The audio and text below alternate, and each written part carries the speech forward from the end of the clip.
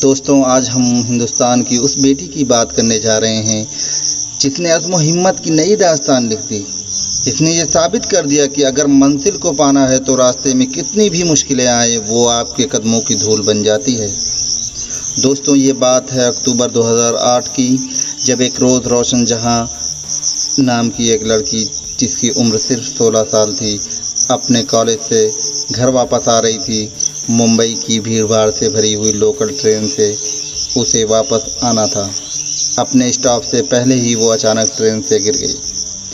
पूरी ट्रेन उसके ऊपर से गुजर गई।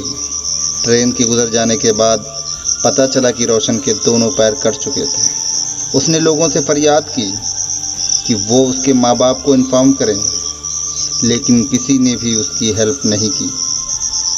घंटों खून से लथपथ पड़े रहने के बाद उसे हेल्प मिली।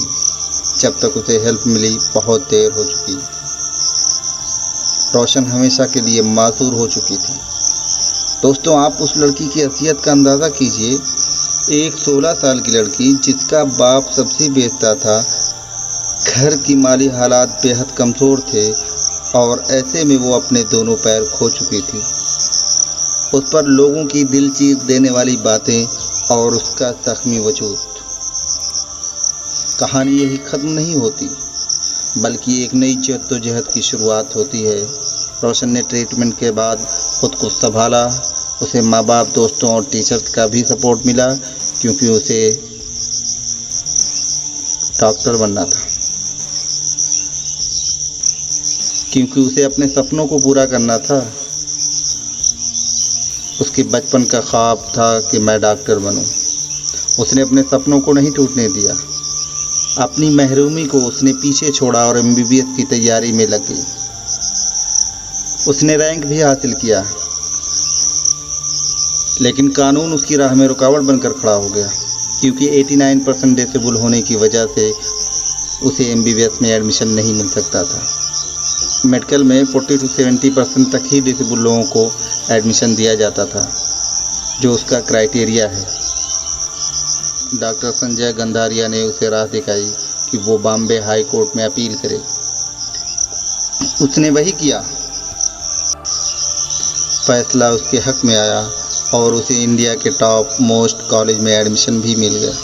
इसके बाद भी रोशन जहां का सफ़र नहीं रुका। मेडिकल की सबसे बड़ी डिग्री MD में एडमिशन के लिए अप्लाई किया। वहां भी वही कानून था। फिर तकदीर ने उसका साथ दिया और उसकी अपील पर 2 दिन में कानून बदल दिया गया। अब कोई भी स्टूडेंट अपनी डिसेबिलिटी की वजह से एडमिशन से महरूम नहीं रह सकता। दोस्तों, रोशन ने अपनी मंजिल तो पा ली, लेकिन इस बीच कई ऐसे मौके आए जब उसका हौसला टूटने लगा। जब वो हॉस्पिटल में थी और लोग उससे मिलने आते तो तरह तरह की बातें करते थे कि इसे तो मर जाना ही बेहतर था।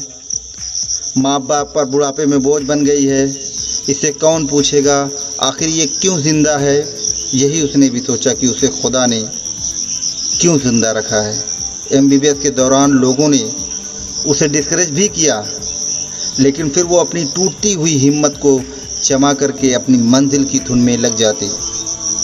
लोगों की बातें भी उसे रोक ना सकी। सफ़र चलता रहा और एक दिन रोशन जहां ने अपनी मंजिल पा ही ली। खुदा ने हमें हर तरह से मुकम्मल बनाया है, फिर भी हम नाकाम क्यों हैं।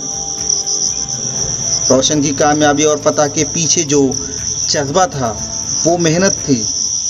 उसे लोगों की बातों का जवाब देना था, अपनी बातों से नहीं बल्कि अपने अमल से।